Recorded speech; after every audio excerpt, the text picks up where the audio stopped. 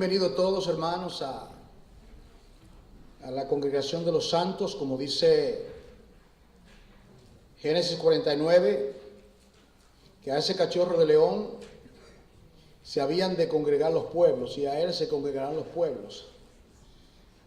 Y eso es lo que es ser iglesia. La iglesia es aquellos que se congregan. Eso es lo que significa iglesia. Así que lo que dicen que la iglesia no se decía nada en el Antiguo Testamento, tienen que reevaluar lo que piensan. Porque dice que a él se congregarán los pueblos. ¿A qué se refiere? Y es de la tribu de Judá. Y quien viene de la tribu de Judá no fue Leví, sino que fue Cristo, el cachorro de león.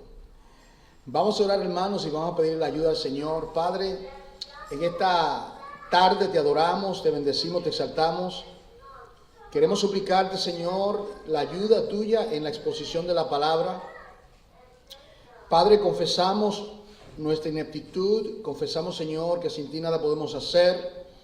Espíritu Santo, quien inspiró esta pequeña carta, Padre amado, escondida, que apenas, Padre, se lee, pero que es parte de las Sagradas Escrituras, que son útiles para esos cuatro propósitos que menciona Pablo en la carta a Timoteo, que podamos ser edificados, que podamos aprender, que podamos, Señor, oh Dios, implementar lo que tú nos comuniques en el día de hoy, Padre. Te suplico por nuestros hijos, que también serán instruidos, que tú le des, Padre, tu palabra. Ven, Espíritu Santo, sobre mi persona. Ven, oh Dios, sobre cada persona aquí presente, y que podamos, Señor amado, ser grandemente edificados. Dice a la gloria, en el nombre de Jesús. Amén. Quiero invitarle a todos, hermanos, a que abra su Biblia a esta carta, y le va a tomar quizás tiempo porque no es muy conocida. Es la carta a Filemón. ¿Dónde está Filemón? Se encuentra, si se ubica en Hebreos y Tito, está entre Tito y Hebreo. O sea, llegue al principio de Hebreo y a la izquierda está Filemón. Tengo que decirle las instrucciones para que usted pueda ubicarse, porque yo sé que esa carta es un poquito a veces difícil de encontrar. Filemón. Amén. Y como esa carta es tan breve, nosotros la vamos a leer. Así es que si no tuvo la oportunidad de leerla durante la semana, la vamos a leer, que consta de solamente 25 versículos. 25 versículos. Entonces vamos a leerla completamente. Aquí estamos en la carta del apóstol Pablo a Filemón. Dice así la palabra de Dios: Pablo, prisionero de Jesucristo, y el hermano Timoteo al amado Filemón, colaborador nuestro, y a la amada hermana Apia, y a Arquipo, nuestro compañero de milicia, y a la iglesia que está en su casa. Gracia y paz a vosotros, de Dios nuestro Padre y del Señor Jesucristo. Doy gracias a mi Dios, haciendo siempre memoria de ti en mis oraciones, porque oigo del amor y de la fe que tiene hacia el Señor Jesús y para con todos los santos, para que la participación de tu fe sea eficaz en el conocimiento de todo el bien que está en vosotros por Cristo Jesús. Pues tenemos gran gozo y consolación en tu amor, porque por ti, oh hermano, han sido confortados los corazones de los santos. Por lo cual, aunque tengo mucha libertad en Cristo para mandarte lo que conviene, más bien te ruego por amor, siendo como soy Pablo, ya anciano, y ahora además prisionero de Jesucristo, te ruego por mi hijo Onésimo, a quien engendré en mis prisiones, el cual en otro tiempo te fue inútil, pero ahora a ti y a mí nos es útil, el cual vuelvo a enviarte. Tú pues recíbele como a mí mismo. Yo quisiera retenerle conmigo, para que en lugar tuyo me sirviese en mis prisiones por el Evangelio. Pero nada quise hacer sin tu consentimiento, para que tu favor no fuese como de necesidad, sino voluntario. Porque quizás para esto se apartó de ti por algún tiempo, para que lo recibieses para siempre, no ya como esclavo, sino como más que esclavo, como hermano amado, mayormente para mí, pero cuanto más para ti, tanto en la carne como el Señor. Así que si me tienes por compañero, recíbele como a mí mismo. Y si en algo te dañó o te debe, ponlo a mi cuenta. Yo, Pablo, lo escribo de mi mano, yo lo pagaré, por no decirte que aún tú mismo me debes también. Si, hermano, tenga yo algún provecho de ti en el Señor, conforta mi corazón en el Señor. Te he escrito confiando en tu obediencia, sabiendo que harás más de lo que yo te digo. Prepárame también alojamiento, porque espero por vuestras oraciones os seré concedido. Te saluda Epafras, mi compañero de prisiones por Cristo, Marcos, Aristarco, Demas y Lucas, mis colaboradores. La gracia de nuestro Señor Jesucristo sea con vuestro espíritu. Amén. Si le pregunto cuántos han leído esa carta, seguramente algunos nunca la habían leído, ¿verdad? Ahora, si le pregunto cuántos han leído los evangelios, la mayoría de las personas levantan la mano. Pero el mismo espíritu que inspiró Mateo, Marcos, Lucas y Juan, Apocalipsis, Romanos y los demás libros de la Biblia, fue el mismo espíritu que reveló esa escritura. Entonces, todos nosotros somos llamados a escudriñar todas las escrituras. Hemos dicho que durante este año estamos estudiando toda la Biblia libro por libro. Nos toca en el día de hoy. Nos detuvimos en Timoteo y en Tito, y ustedes saben por qué. Había un propósito definido. Ahora vamos a tomar la carta a Filemón. Primeramente, yo quiero decirle en algunos minutos qué es lo que está aconteciendo en la carta para que usted se ubique, y luego lo vamos a exponer parte por parte para que así todos seamos edificados. Primeramente, ¿qué está pasando con esto? Las personas principales aquí es este Filemón, Onésimo y también el apóstol Pablo. ¿Qué ha acontecido? Resulta ser que Filemón, quien, como acabamos de leer, un creyente fiel, un hombre muy amoroso, él vivía en la ciudad de Colosa. Filemón, en uno de los viajes misioneros, posiblemente en Éfeso puede ser posible, fue ganado por el apóstol Pablo. Es decir, que Filemón fue salvo por medio del ministerio del apóstol Pablo.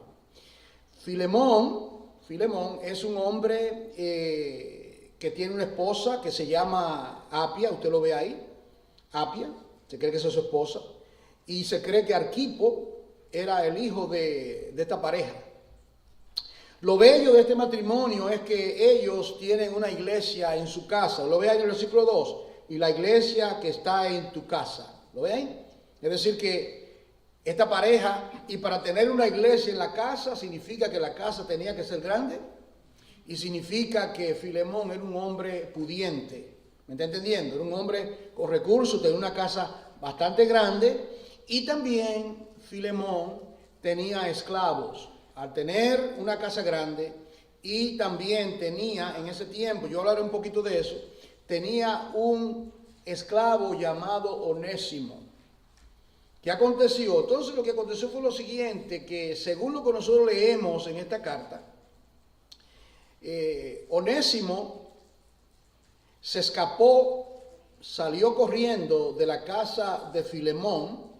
Y también, lo que dice el contexto, también aparentemente se había robado algún dinero o alguna propiedad de Filemón. Y él sale y sabe para dónde se va. ¿Qué haría una persona que quiere básicamente desaparecer? Se va a la ciudad de más personas. ¿Cuál es esa ciudad? Se va para Roma. Se va para Roma, y lo interesante es que Roma, según estaba en esta parte aquí está Colosa, se va en esta dirección por barco o la manera que llegó, nosotros desconocemos. Un viaje, se cree que era de 1.300 millas o quizás más. Un viaje bastante extenso. Pero lo grande de todo esto es, la maravilla de todo esto es lo siguiente. Filemón sale escapándose, no sabemos por qué él se escapó, nosotros no lo conocemos. El asunto es, hermano, que Dios es soberano, Dios es omnipotente, Dios todo lo conoce y sabe a dónde llega Onésimo a parar. Llega a encontrarse con el apóstol Pablo.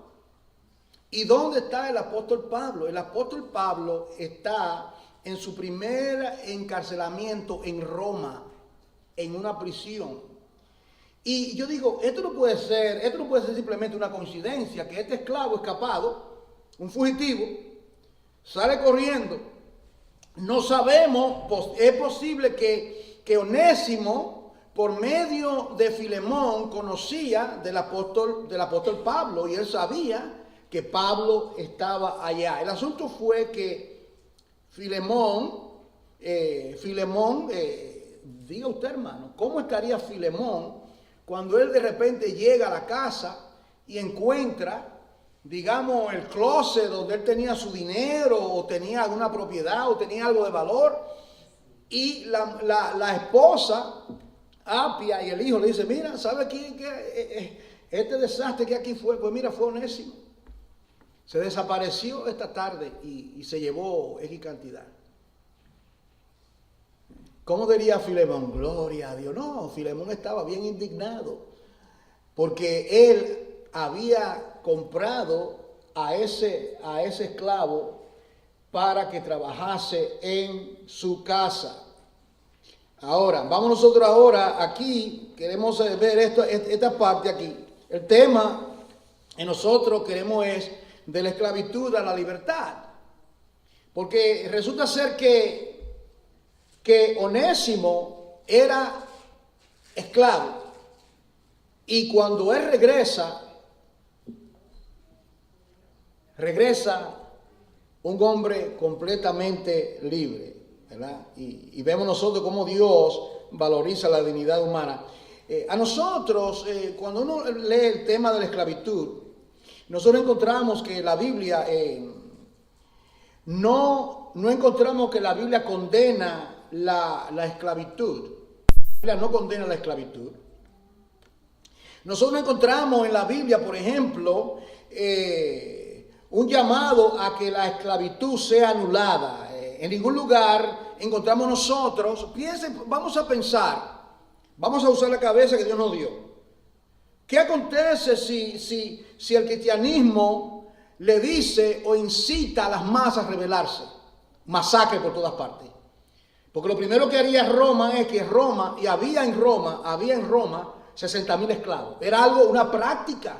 Eran esclavos que eran comprados y tenían diferentes niveles. Eran algunos que trabajaban en la cocina, algunos trabajaban llevando a los niños a la escuela, algunos de ellos, como nosotros leemos la Biblia, tenían también ciertos derechos, tenían ciertas libertades, y también algunos de ellos, como nosotros leemos en el Antiguo Testamento, podían casarse, podían tener sus esposas y demás. Así es que era mejor ser esclavo que estar en la calle, que tú no tienes dónde vivir y qué comer. Tenía ciertos privilegios.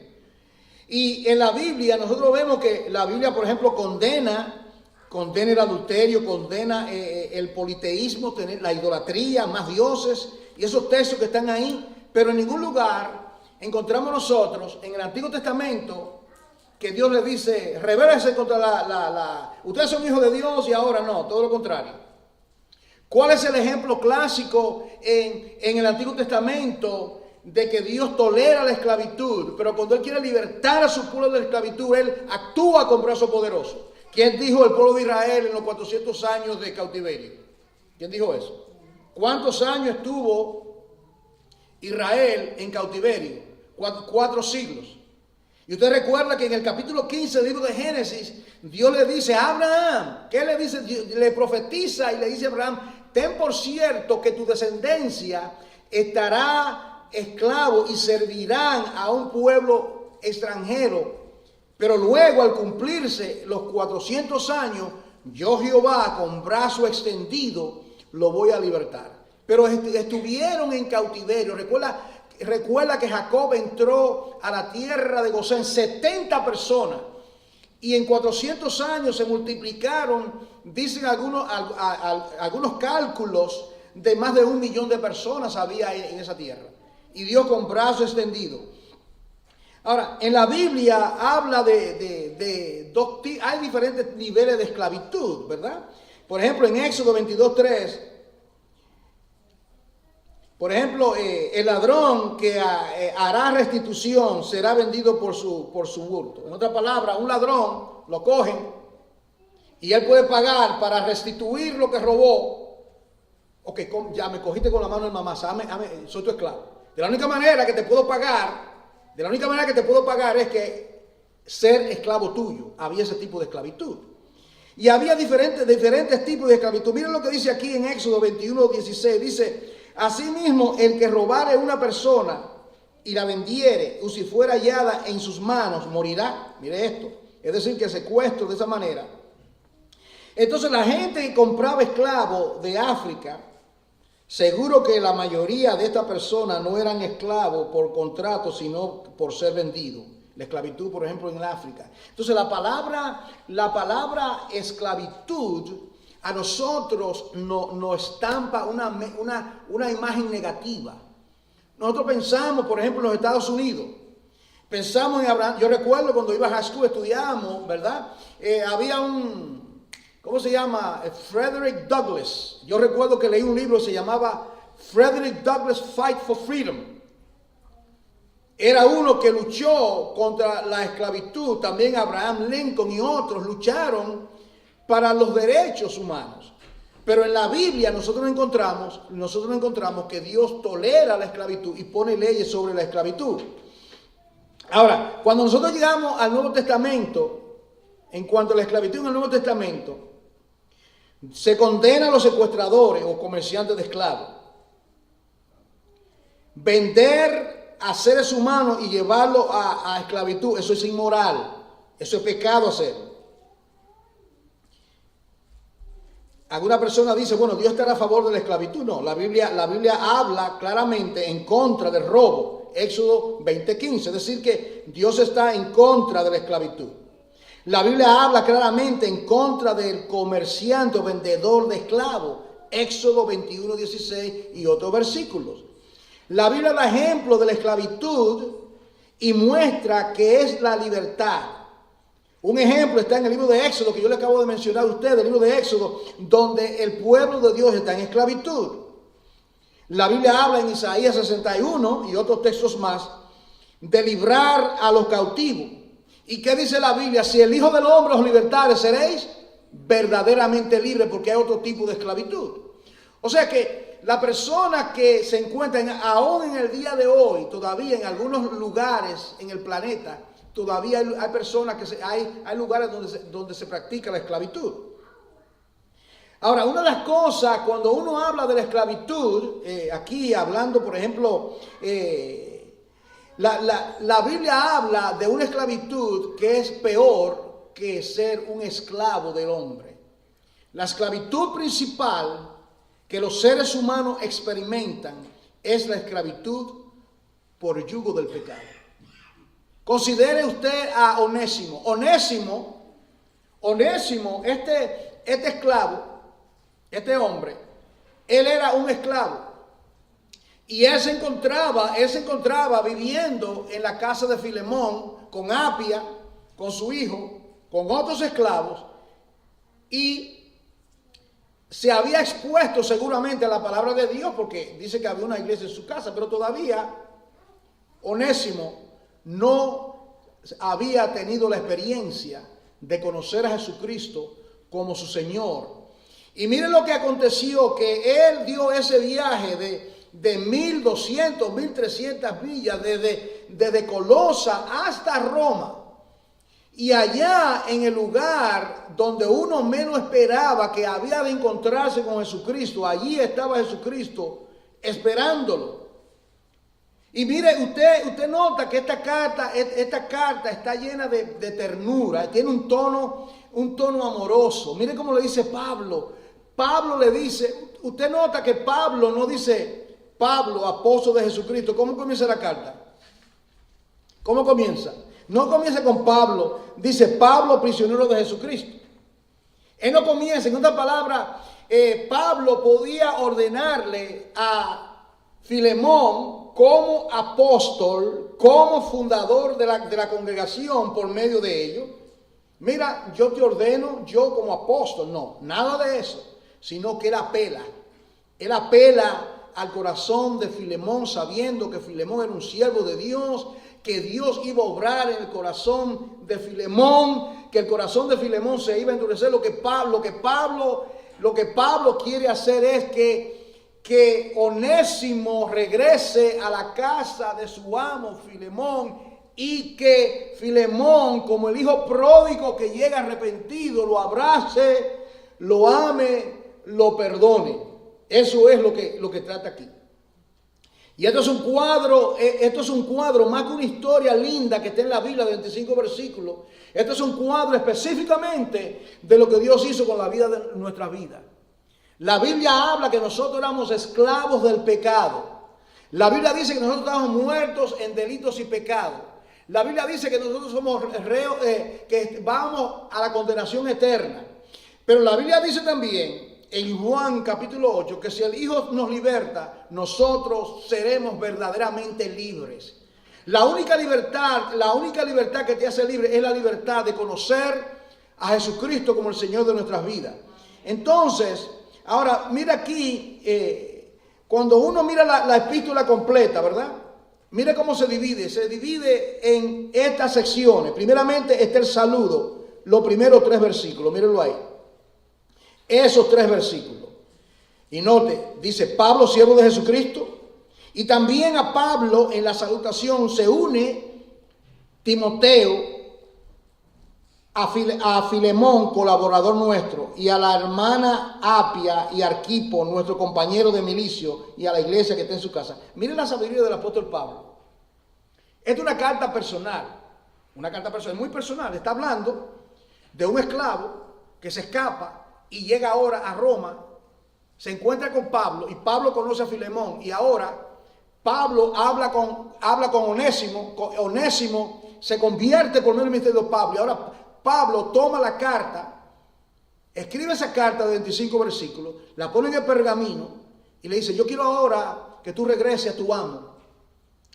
Yo diría, hermano, que Onésimo estaba bien asustado. ¿Usted sabe por qué? Primeramente, déjame explicarle algo. Si Onésimo hubiese sido descubierto en Roma como un fugitivo, ¿qué usted cree que le pasaba a Onésimo? ¿Qué usted cree que le pasaba a Onésimo? Lo mínimo era la cárcel, lo mínimo. Pero también, si venía Filemón, ahí podían ejecutarlo. Así es que cuando Pablo le dice por la carta a Filemón que reciba de nuevo, y con toda seguridad, Filemón no sabía el contenido de la carta. Era una carta enrollada, una carta amarrada, y luego, pero mire la sabiduría del apóstol Pablo. ¿Dónde nosotros vemos la sabiduría del apóstol Pablo en los primeros versículos? ¿Sabe a quién envuelve? Ahora, algo que era personal, él lo vuelve ahora. Era una carta personal para Filemón, pero él lo hace público. Él dice aquí, Timoteo también es testigo, que yo escribo la carta. ¿Lo ve ahí? También, a propósito, menciona a su esposa. Su esposa sabe lo que está en la carta, envuelve a la esposa. Y también Arquipo, quien se cree que era el hijo de Filemón y Apia, para que ellos tuviesen. Y no solamente ellos, ¿quién más? La iglesia. Usted ve la sabiduría. En otras palabras, esto era un asunto que ahora era un problema no de Filemón, de Pablo y Onésimo. Esto es un problema nuestro. Y así es la iglesia. La iglesia es una familia. ¿Entienden, hermano? Y cuando algo pasa en la iglesia, un problema, no te aísles, no seas un llanero solitario. Habla con tu hermano. Hermano, mira, me está pasando esta situación, estoy pasando por esta situación. Me pueden ayudar, porque somos hermanos, somos una familia. Esto lo decimos constantemente. A veces yo me quedo sorprendido, hermano, ustedes, ay, yo no sabía absolutamente nada. Y como dicen los otros pastores, nosotros somos los últimos que sabemos las cosas. Todo el mundo sabe por allá. Ve y consulta, alguien te puede ayudar. Una situación, sea la que sea, económica, espiritual, lo que sea. Pero aquí ya, ahora, la iglesia se envuelve. Timoteo sabe lo que está pasando. La mujer lo sabe. Y ahora, como quien dice, vamos a ver ahora lo que va a hacer Filemón, porque Filemón tiene la última palabra. Pero ahora está la esposa. Y la mujer también estaba indignada. Porque la mujer era la que le distribuía el trabajo a los esclavos. Entonces, ella estaba trabajando, entonces le decía esclavo, Onésimo, en el día de hoy quiero que ordeñes las vacas, vaya al mercado, compra esto. Se acabó el arroz, se acabó los frijoles, se acabó lo que sea. Mira, compra esto. Era la persona encargada. Ella también le hacía falta a este esclavo. Pero ahora, él regresa a casa de su amo. ¿Pero cómo regresa él? Bueno, de la esclavitud, ahora él regresa un hombre libre. Un hombre libre. Entonces, en esos primeros versículos. Entonces, Pablo usa ese entendimiento y envuelve a Timoteo en el asunto, envuelve a la esposa, a Apia, a Arquipo, que se creen que eran familia, y también a toda la iglesia. Y le dice, Shalom. Caris Shalom, gracia y paz.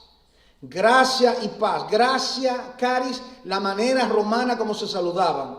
Y Shalom, la manera hebrea como se saludaba. Gracia y paz a vosotros, de nuestro Señor Padre y nuestro Señor Jesucristo. Ahora, en el versículo 4 al 7, Pablo, en todas las cartas, él daba gracia. Y mire la sabiduría del apóstol Pablo. Él prepara el camino. Él no va simplemente, mira, yo sé que se escapó, es un ladrón. No, él viene primeramente diplomático, amorosamente, ¿verdad? Usted entiende, hermano, como a veces, cuando hay conflictos en las casas, y nosotros hemos usado ¿cuánto hemos usado esta expresión? No es lo que me dice, es cómo me lo dice. Todo el mundo hace así, ¿verdad? Ajá. Hay una manera de decir las cosas. Hay una manera de decir las cosas. Una manera de decir las cosas. Por ejemplo, si la mujer cocina el plato favorito del marido, por ejemplo. El plato favorito, lo que sea. Y el arroz no quedó muy bien, digamos, ¿verdad? Hay una manera. ¿Y cómo yo le digo a ella que el arroz quedó, está mucha sal, como dice en Puerto Rico, está mogollado? ¿Cómo está? Yo trato de comérmelo todo. Y luego se lo digo después. Porque yo no creo que sería sabio decírselo a la misma vez, ¿usted cree? ¿Entiende? Entonces, no es como se dice, no es las cosas. Oye, pero, ¿qué tú estabas haciendo que la roca está casi tan quemada? Eso no es una manera, eso es el grosero. Eso es el grosero. Entonces, el apóstol Pablo comienza, mire cómo comienza el versículo 5. Porque habla primeramente de las virtudes de Filemón. Le dice, oigo del amor y de la fe que tienes hacia el Señor. Filemón, tú eres un hombre amoroso. Y es verdad. Y para con todos los santos. Aquí te está hablando de las virtudes de Filemón. Y dice, y para que la participación de tu fe sea eficaz en el conocimiento de todo el bien que está en vosotros. Él apela al amor. Él apela al amor de Filemón. Como quien dice, vamos a verlo practica ahora, porque lo que te voy a decir ahora requiere mucho amor. Ahora yo te estoy pidiendo que reciba a un esclavo que te robó el closet completo, y ahora yo te lo envío como que nada ha pasado, y seguramente ha gastado todo. Pero no, él viene de esa manera y dice, pues tenemos gran gozo y consolación en tu amor, porque por ti, oh hermano, han sido confortados los corazones de los santos. Mira la clase de persona que era Filemón. Y luego le dice, aquí viene ahora, el versículo 8 en adelante, la petición que tiene Pablo. Ahora él llega al punto, y esto es lo que quiere decirle. Después de preparar el camino, le dice, por lo cual, aunque tengo mucha libertad en Cristo, para mandarte, lo ve aquí. El apóstol podía mandarlo. Apóstol. Era uno que había trabajado en la iglesia, conocía a Filemón, los santos lo conocían, él podía mandarle. No, esa no es la manera, no era la manera apropiada de hacer las cosas, lo hace de otra manera. Y le dice, para mandarte lo que conviene, mira lo que dice aquí, te ruego por amor. ¿Ves? Te ruego por amor que haga lo que te estoy pidiendo. Yo te estoy pidiendo algo que tú hagas. Siendo como soy. Y mire, entonces Pablo dice, ¿sabes mi situación? Bueno, yo soy un anciano. Pablo tenía 60 y pico de años. Y ahora además soy no prisionero de Roma. No prisionero de Roma. Prisionero de Jesucristo, porque él estaba ahí por causa de Jesucristo. Y le dice, una vez más, te ruego, 2 veces, te ruego por mi hijo Onésimo. ¿Sabe lo que significa Onésimo? La palabra Onésimo significa útil. Usted va a ver el juego de palabras. La palabra Onésimo significa útil. Pero era útil en verdad, era un inútil. Era un inútil. Era un esclavo, un ladrón y un cobarde. 3 cosas era él. Un esclavo, un ladrón y un cobarde. Salió corriendo. Pero ahora regresa de otra manera, ¿verdad? Ahí estamos nosotros.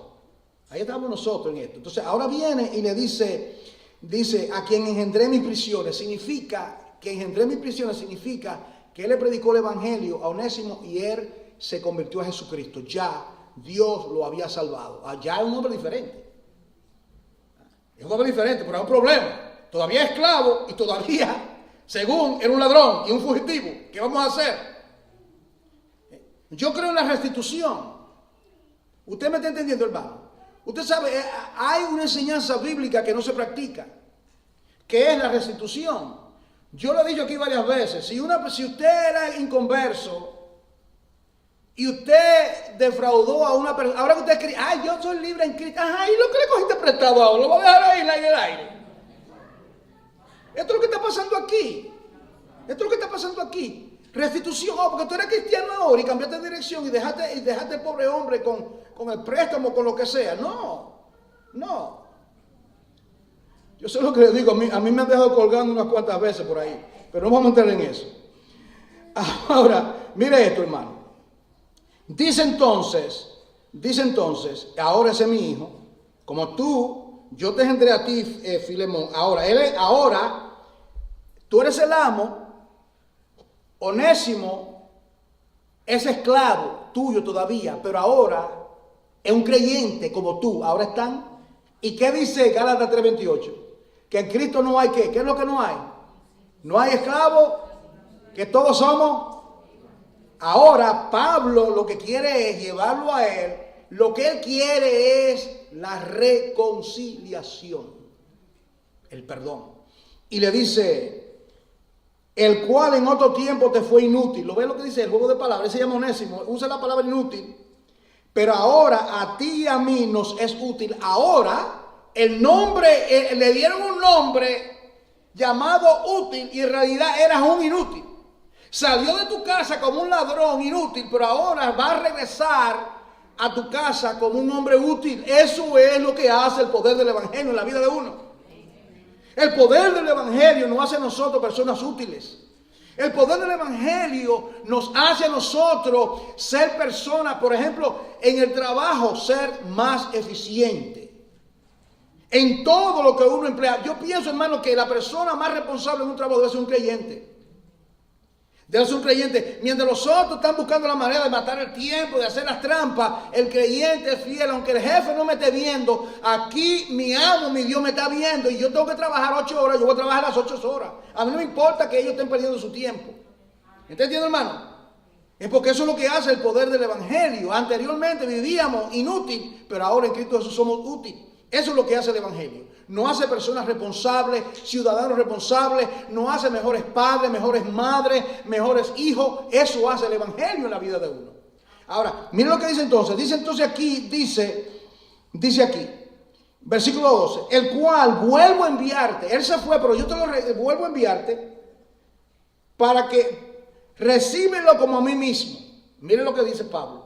Recibe a Onésimo como si me estuviese recibiendo a mí. En otras palabras, lo que pasó con Onésimo, la deuda de él, eso lo dice, miren lo que dice aquí. Yo quisiera retenerlo conmigo, versículo 13, yo quisiera retenerlo conmigo, para que en lugar tuyo me sirviesen mis prisiones por el evangelio. Yo quisiera, porque él estaba sirviendo en la prisión, ¿sabes? Él estaba en una casa, Y él, Pablo, tenía acceso, personas podían traerle comida, podía tener correspondencia, eso fue en su primer encarcelamiento. Y él podía usar a Onésimo para ayudarle, no. Pero mira lo que dice, pero, versículo 14, nada quise hacer sin tu consentimiento, para que tu favor no fuese como de necesidad, sino voluntario o espontáneo. Mire esto. Porque quizás, miren, aquí viene la providencia divina. Esto es lo que a mí me gusta esta parte, mire. Porque quizás para esto se apartó de ti por algún tiempo. O sea, tú tienes que estar enfadado, Filemón, porque te robó, este esclavo te robó propiedad y se escapó para Roma. Pero se fue por un tiempo para que le recibiere para siempre. ¿Usted entiende ahora? Ahora, mire, dice, mire lo que, versículo 16, mire lo que Pablo le está diciendo entre líneas. Ahora yo no quiero que cuando tú lo recibas él sea un esclavo. No sé si lo sigue aquí. Ya no como esclavo, sino más que esclavo, como hermano. ¿Está entendiendo lo que Pablo está diciendo? Ahora Pablo está apelando a Filemón que lo deje libre, básicamente. No lo recibas a él como si fuese un esclavo. Recíbelo ahora como un hermano. ¿Me sigue el punto? Recíbelo como un hermano. En otras palabras, dale la oportunidad a él que siga trabajando en tu casa, ¿verdad? Como un siervo, no como un esclavo. Como un siervo, no como un esclavo. Que te sirva, pero que tú no lo tengas a él con carga pesada, porque él es creyente, Filemón, y ahora Onésimo lo es. Ahora. Y le dice Pablo en el versículo 17, así que si me tiene por compañero, recíbele como a mí mismo. Oiga esto. Y si en algo te dañó, mira aquí, si en algo te dañó, claro que le dañó, o te debe, ponlo a mi cuenta. Ahí se ve, ese versículo es la evidencia de que Onésimo le había tomado algo a Filemón. Ahora, yo quiero que ustedes vean esa palabra, de eso de que tomo a mi cuenta, porque esa parte es muy importante. ¿Qué fue lo que pasó en la cruz? ¿Qué fue lo que pasó en la cruz? El gran intercambio. El gran intercambio. Dios tomó todos mis pecados, todos tus pecados, y todo tu pecado, y todo tu pecado, y todo tu pecado. Y el Padre, como dice, mas Jehová cargó en él el pecado de todos nosotros. Herido fue por nuestras rebeliones, molido. En otras palabras, todos los pecados que yo he cometido fue puesto a la cuenta de Jesucristo, que no había cometido ningún pecado. Pablo no le había robado a Filemón, no. Él le dice, considérame como que fui yo que tomé eso. Y eso fue lo que pasó, el gran intercambio en la cruz. ¿Por qué estamos nosotros salvos en el día de hoy? Por el sustituto. Por el sustituto.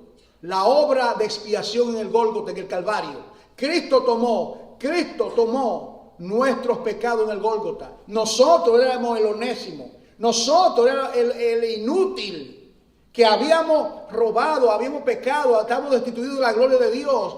Pero gracias a Dios que vino un sustituto, que viene siendo tipo del apóstol Pablo. Pablo viene, interviene y le dice, no, mira, lo que él hizo, Pablo, lo que él hizo, ponlo a mi cuenta. Y eso fue lo que Cristo hizo en el Calvario. Nuestro pecado lo llevó Cristo en el Gólgota.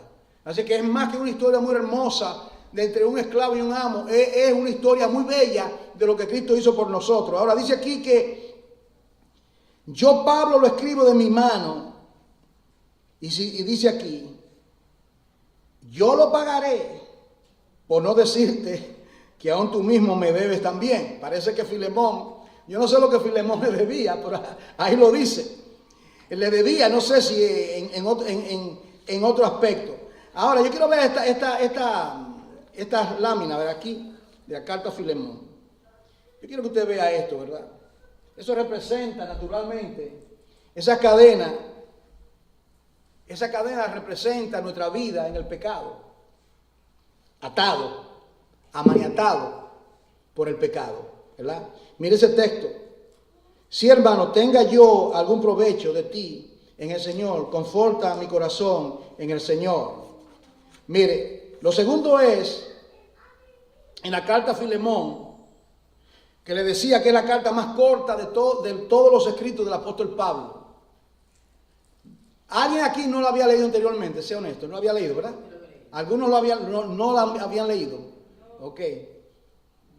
Pero ahí está, y es parte de la Biblia. Está entre Hebreo y Tito, esa carta pequeña, Filemón.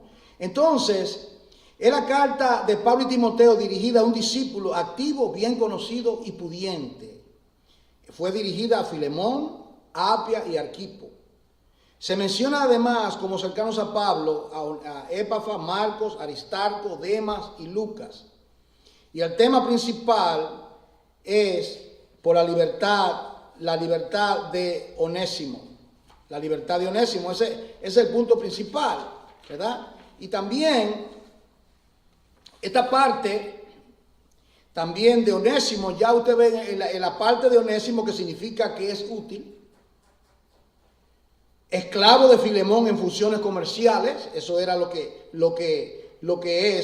fue Onésimo.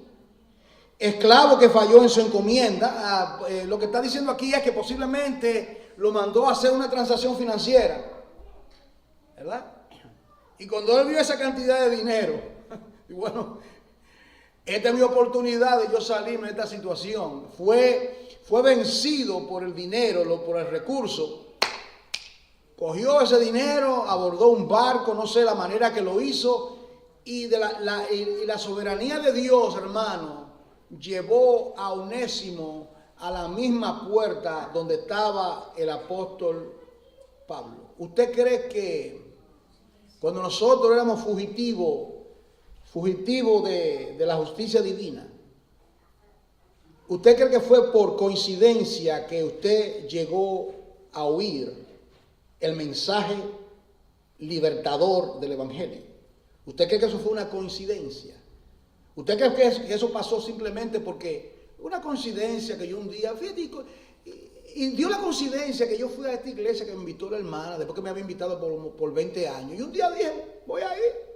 No es que ese era el día de salvación para su vida. Ese era el día de salvación para su vida, era ese día. Y entonces cuando tenemos bastante edad, el lamento nuestro es ¿por qué no antes, oh Señor? ¿Por qué tuvo que esperar tantos años para yo saborear del agua de la vida? Yo le doy gracias a Dios siempre, porque me casó a los 16 años de edad. El Señor tuvo misericordia de mí. Y había oído de alguna manera u otra el Evangelio en la República Dominicana, pero fue aquí. ¿Y por qué no allá? ¿Y por qué? Bueno, Dios tenía el plan, Dios tenía ya el anzuelo preparado, ¿verdad? Para cogerme y traerme al arrepentimiento. De la misma manera con su vida, usted. Dios, dele gloria a Dios, hermano. Dele gloria a Dios. Y ahora nosotros somos llamados a ser esclavos de Jesucristo. Y le dice, esclavo, lo vuelvo a enviar como útil a la obra de Dios. En otras palabras, nosotros nos acercamos a Jesucristo inútiles, hijos de ira, hijos de condenación. Y el momento que Cristo viene a nuestras vidas, ya somos, el nombre nuestro es útil. Me acuerdo lo que dice el apóstol Pablo a Juan Marcos. Recuerda a Juan Marcos que se fue. Tuvo un desacuerdo con el apóstol Pablo porque se había ido, había sido un desertor en uno de los viajes. Y luego Bernabé quería llevárselo de nuevo y dice, no, este se fue. No, con él no. Pablo era muy estricto. Y Marcos se fue, pero en ese tiempo, en esos años, Marcos maduró. En otras palabras, este es un inútil, este hombre es un inútil, se fue. Y ahora dice la palabra de Dios, que luego Pablo le escribe, le dice, mira, tráeme a Marcos. Pero mire cómo dice, ¿cómo que dice? Porque es útil para el ministerio, me es útil Es un Onésimo. Ahora Marco había aprendido la lección. Usted sabe que el Señor nos da una segunda oportunidad, hermano. Usted sabe que a veces nosotros le fallamos al Señor 1, 2, 3, 4, 5 veces. Y nos convertimos en personas inútiles en ese tiempo, en ese intervalo. Pero llega un momento que el Señor en su misericordia, en su gracia, en su soberanía, usa su soberanía como hizo, como guió a Onésimo hasta la puerta de la cárcel de Pablo, y allí nos convertimos en personas útiles. Y es para que sirvamos a Dios el resto de nuestras vidas, para servir. Por eso que le dice, para que lo reciba para siempre. Ahora no te va a ser simplemente una herramienta humana, un esclavo, sino que va a ser un esclavo de Jesucristo. Yo quiero terminar, porque tenemos que hablar de otras cosas. Este mensaje es más corto. Yo quiero terminar algo que aprendí, porque siempre uno está aprendiendo. Si en la palabra, la diferencia que hay en la palabra siervo y la palabra esclavo, muy importante que se entienda eso. Si le digo a ustedes, por ejemplo, ¿qué palabra usted le gustaría que le llamen? ¿Esclavo o siervo o sierva? Seguramente, siervo, ¿verdad? Siervo. Eso no es. Nos gustaría que usen a nosotros ese calificativo de la palabra siervo. Pero ¿qué ha acontecido? Yo estuve investigando esto, ¿verdad? Y al investigar esto, se descubre que en las traducciones del Nuevo Testamento, la palabra que se traduce por siervo no debe ser siervo, sino la palabra esclavo. Le doy gracias a John MacArthur porque me ayudó en eso. Él escribió un libro que se llama Esclavo. Y yo me puse a estudiarlo y a investigar. Y wow, pero esto es una gran verdad. Hasta esta mañana estuve investigando. Entonces la palabra esclavo, aparece 124 veces en el Nuevo Testamento. Pero cuando traducen la Biblia, para quitarle ese estigma de la palabra esclavo, no dicen esclavo, dicen siervo. ¿Me están entendiendo? ¿Y cuál es la diferencia entre un siervo y un esclavo? Que un siervo sirve y puede irse para su casa. Es como un empleado, él puede hacer el trabajo, pero un esclavo no es así, ¿verdad? Un esclavo tiene que permanecerse en la casa. Entonces, el punto es el siguiente, hermano. Y esto es lo que yo quiero que nosotros podamos captar, porque esto a mí me ha impactado mucho. Que el Señor nos quiere, la relación nuestra con el Señor es la de kurios, que en griego significa amo, y la de doulos, que significa esclavo. Él es el kurios, el amo, y yo soy el doulos, el esclavo. Es decir, que desde el momento que nosotros profesamos ser creyente, Dios quiere que nosotros seamos sus esclavos, pero no en un sentido negativo. ¿Me está entendiendo? No en un sentido negativo, sino en el sentido de servirle a Él para siempre. Ese es el punto. Servirle a Él para siempre. Para dar un ejemplo.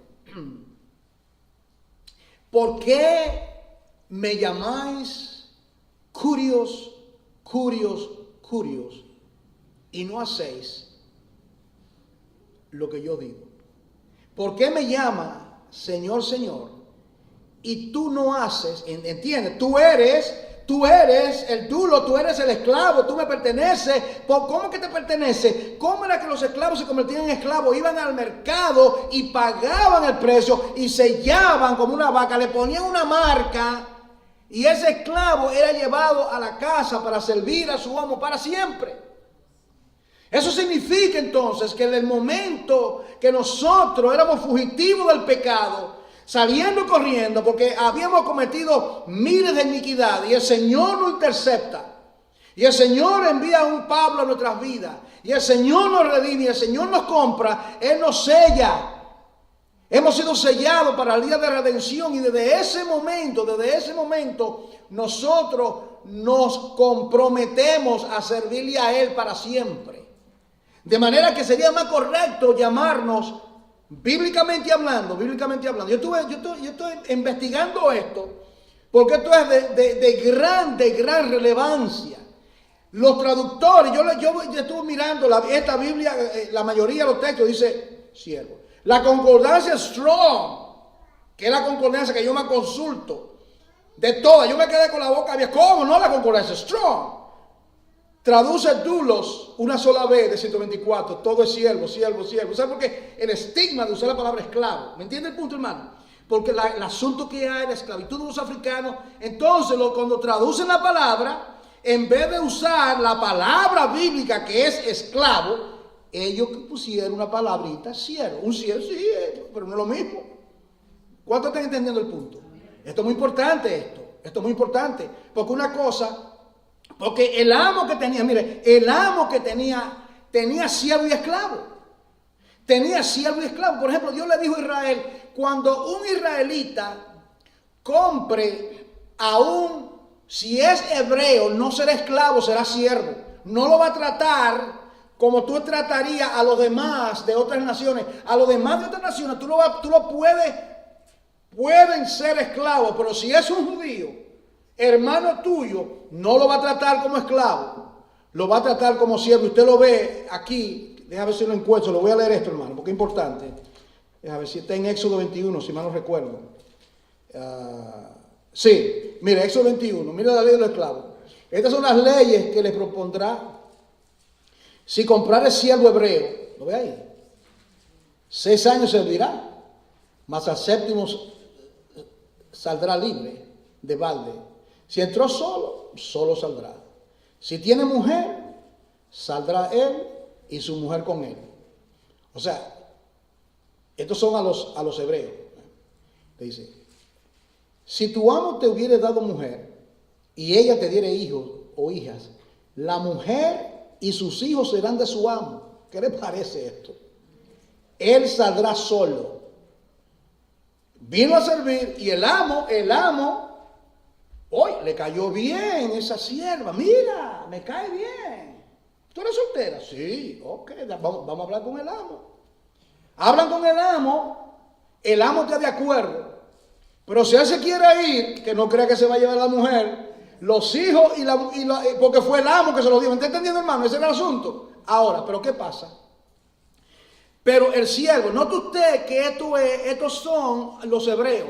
Si fuesen de otra nacionalidad, por ejemplo, egipcios, eran esclavos. Y le dice, si el siervo dijere, ahora el siervo dice, yo amo a mi señor, yo amo a mi curios, y yo amo, segundo, a mi prójimo. ¿Cuál es mi prójimo? Bueno, mi mujer y mis hijos.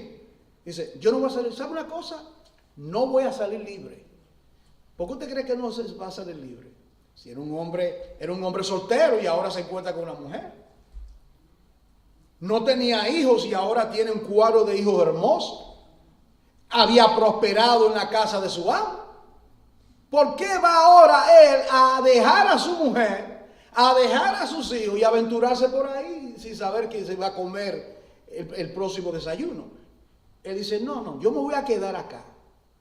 Esto es muy importante porque hay creyentes que dicen, hermano, desde que yo vine al Señor, pero a mí me pasa tanto. ¿Usted sabe la prueba que yo estoy pasando, hermano? Y yo le digo, ¿tú quieres que te toque el violín y te cuente las mías? No vamos a hacer una serenata aquí. ¿O tú crees que qué es lo que dice la palabra? Que el que quiera vivir piamente, que muchas son las aflicciones de los justos, mas de todas ellas lo librará Jehová. Que es necesario que a través de muchas tribulaciones heredaremos el reino de los cielos. Que eso está ahí solamente por versículos bíblicos. Eso es parte de las pruebas, las enfermedades, las luchas, los conflictos. Eso es parte. Pero mira lo que acontece. El amo le dice a él, mira lo que le dice. Le dice, ok, ¿tú te quieres quedar en mi casa? Ok. Él dice, mire, amo, llegó el año número 7. Aquí lo dice. Yo tengo el derecho de irme libre. Puedo irme libre. Y el amo lo llamaba, mira, hoy se cumple el aniversario, la ley dice que tú puedes salir mañana, así es que empaca tu mochila, empaca todas tus cosas y quieres irte y eres libre. Pero ahora él tiene su mujer y sus hijos. Y él le dice, entonces el amo dice, ok, El amo lo llevará ante los jueces, que estaba en la entrada de la puerta de la ciudad, los jueces, ¿ok? Y le hará estar junto a la puerta o el poste, y su amo le horadará la oreja con la lesna. No sé si dolía, el asunto era que le hacía una marca en la oreja.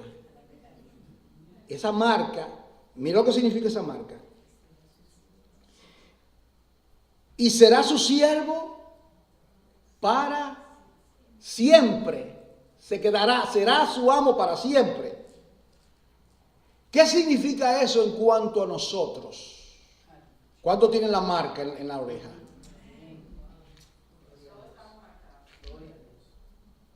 Hay una marca, hermano. Usted sabe, vamos a pensar, piensen conmigo. ¿Y por qué no le hizo una marca en el pie? Al lado de la sandalia. ¿Por qué no le hizo la marca acá? ¿Por qué esto de oreja? ¿Por qué será la oreja? ¿Qué es lo que... Vamos por esta manera. Yo sé que ustedes saben. ¿Qué fue lo que Dios le dijo a Israel cuando lo sacó del cautiverio egipcio? Oye, Israel. ¿Entiende ahora? Jehová tu Dios, uno es. ¿Y qué dijo el amo? Yo amo. Amarás al Señor con todo tu corazón, con toda tu mente y con toda tu alma, y a tu prójimo como a ti mismo. ¿Está entendiendo, hermano? Entonces, el siervo le dijo, yo no me voy de aquí. Y dijo, está bien. Y viene, le hace la marca, y él se queda viviendo en la casa de su amo, Curios, él con su esposa y el cuadro de hijos, ¿verdad? Y vivieron felices para siempre, como una historia de amor, ¿verdad? Hermoso, y eso es lo que Cristo de nosotros, como su iglesia, Él es nuestro Curios. Nosotros no podemos profesar ser creyente y hacer nuestra propia voluntad. Si usted está haciendo su propia voluntad, uno peca. Por eso que dice la Biblia, cuando habla de la voluntad de Dios, que ya nosotros no nos ceñimos, sino que Él nos ciñe. En Mateo, la oración dice, Padre nuestro que estás en los cielos, santificado sea tu nombre, hágase tu voluntad. El esclavo, nosotros somos llamados a hacer la voluntad de Dios. Hermano, pero yo he fallado, todos fallamos.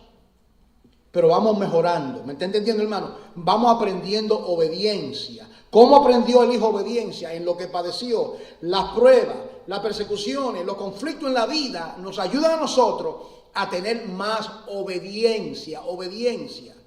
Recuerden de este mensaje de Onésimo, lo vuelvo a leerlo de nuevo, que eso toma unos 7 minutos leer ese libro, ese capítulo. Pero recuerden estas dos palabras, Él es nuestro Curios y nosotros somos sus dulos, que viene a decir amo, nuestra relación es amo. En otras palabras, el creyente ahora no era, ¿qué fue lo que Cristo le dijo a Pedro? Tú eres un muchacho y tú decías voy a pescar, voy a ir allí, voy a comer acá. Cuando tú eras joven, tú te ceñías y hacías lo que tú te querías hacer. ¿Y qué le dijo después? Pero cuando llegues a ser un poco mayor, tú vas a ir, porque eres un dulos, eres mi esclavo, eres siervo mío, eres mi esclavo, yo te compré. Primera de Pedro 1:18 dice, porque habéis sido comprados no con cosas corruptas como oro o plata, sino con la sangre preciosa de Jesucristo como el Hijo de Dios. Es decir, que nosotros hemos sido comprados, hermano. El Señor nos encontró ¿dónde? En el mercado del pecado. Y ahora Él nos ha comprado. Piensa en esa parte, hermano. Dios te ha comprado. Pagó el infinito precio de la sangre del Hijo precioso de Dios para que nosotros seamos sus hijos para siempre. Amén. Padre, quiero darte las gracias, Señor, por tu infinita misericordia en esta tarde. Quiero darte las gracias, Padre, por esta extraordinaria carta de Filemón. Hay tanto ahí que me quedo, Padre amado, muy corto en lo que quiero expresar. Pero, Padre amado, te pido, Señor, que nos ayude a entender lo que significa ser un dulos, un esclavo de Jesucristo, amarte, Señor, amarte a ti, amar al prójimo, glorificarte. Señor, te quiero dar las gracias por tu infinita misericordia. A ti sea la gloria en la iglesia por los siglos. Amén.